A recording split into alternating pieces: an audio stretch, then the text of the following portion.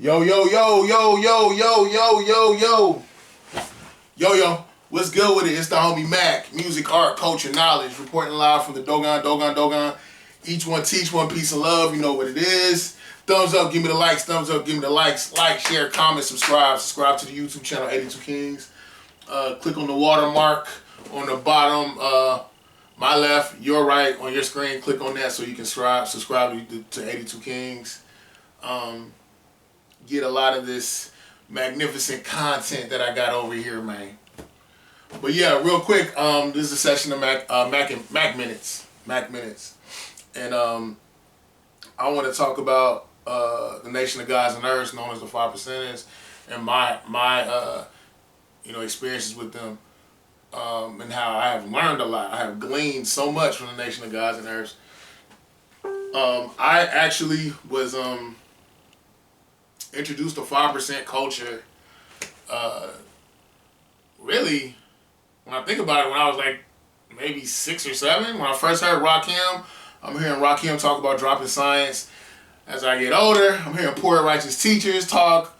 Then even beyond that, middle school, high school, Wu-Tang Clan, hearing Ghostface Killer say the gods left lessons on his dresser so he could bloom and blossom.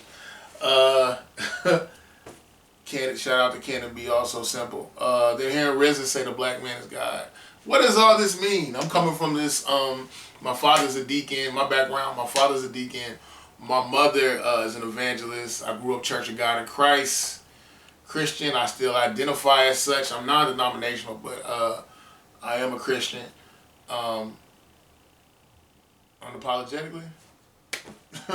that tends to piss some people off. Lost friendships over that. I guess were they really my friend? But anyway, as I got into high school, I actually met brothers from the Nation of Gods and Earths. And then I would actually, advent of social media, I guess, America Online, things of that nature. I started to interact with 5%ers online too. Learned a lot.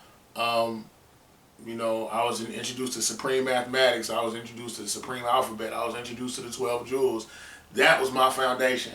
I can tell you, I don't get into plus degrees and all that because I never had anybody just to sit down and teach me. The people who were going to teach me, they didn't like the fact that Jesus was still the homie. So they cut your boy off, and that's whatever. But I'm still thankful for the things that I learned. I know the supreme alphabet. I know supreme mathematics. I know what the 12 jewels are. But that's neither here nor there. It's not about me. I'm just talking about my experiences. And, when they introduced me to the concept of God, the black man being God, I struggled trying to process that because I looked at God as something that exists outside of creation. I looked at God as an extraneous being, and by that meaning this is creation, this is God. God pulls the strings, or God sets things in motion. One of the things I really liked about the Nation of Gods and Earths, or to this day still like, how much they push critical thinking. I like when you even break down supreme mathematics, it just shows you how it centers you in a way of thinking. It gives you a culture that is progressive in thought, that respects intellectual pursuit, that respects science, that promotes understanding for high level thinking. But it's not even on no intellectual masturbation. It's very pragmatic, things that you can apply to your day to day.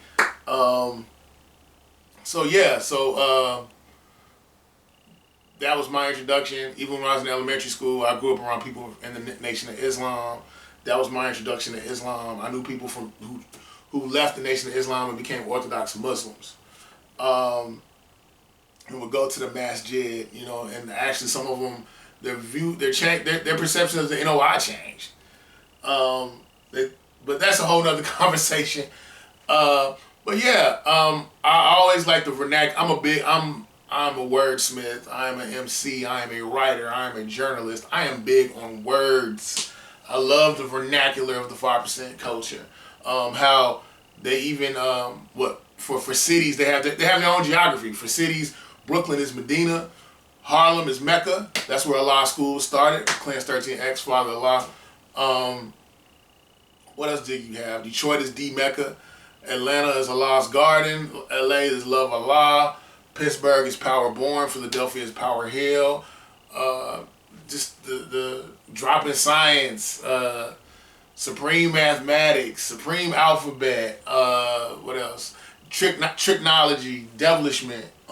Just the whole vernacular is really dope. I love the way that the expressions that are used. And you actually see it disseminated through a lot of hip hop culture. A lot of people don't necessarily know why they say the things they say, but it has definitely has a 5%er influence.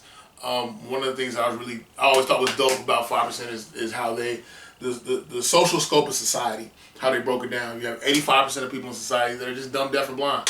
They are just out here. A lot of them are just flesh puppets. Don't know why they do the things they do. Don't know why they think the way they think. They are just here, existing. If you want to call it existing, they're just here. And then you have the 10% bloodsuckers of the poor. I look at that as the media outlets, Facebook, Instagram, the government, even in a lot of ways, just television, media.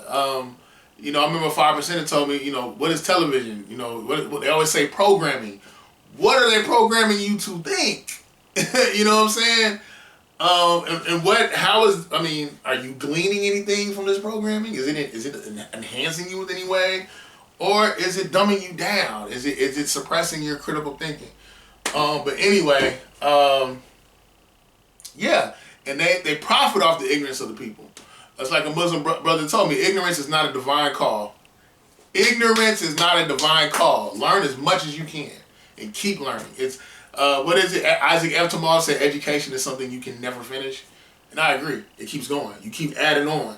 You erase certain things. You add certain things. You unlearn certain things. You relearn certain. It goes on and on. It's a whole streamline.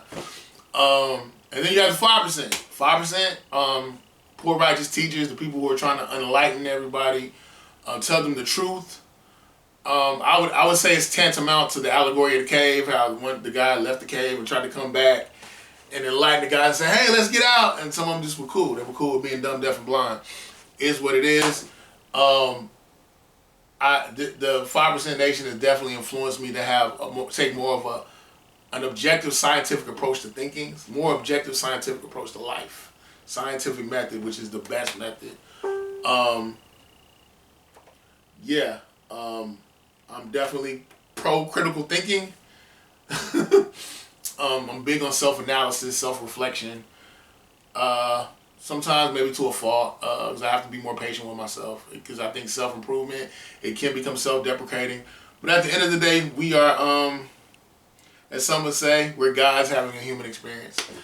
But that's a whole nother conversation. The whole concept of God is something that I thought was really interesting, and how a lot of 5%ers broke it down to me. They would always say they don't believe in a mystery God. God is here in the flesh. God being the black man, the original man. We know that Africa is the cradle of civilization. Specifically, you know, Ethiopia, Uganda. It's, you know, the oldest remains have been found in that region. We know that life itself, the genesis of human history, started in Africa. There's no denying that. That has been scientifically proven. So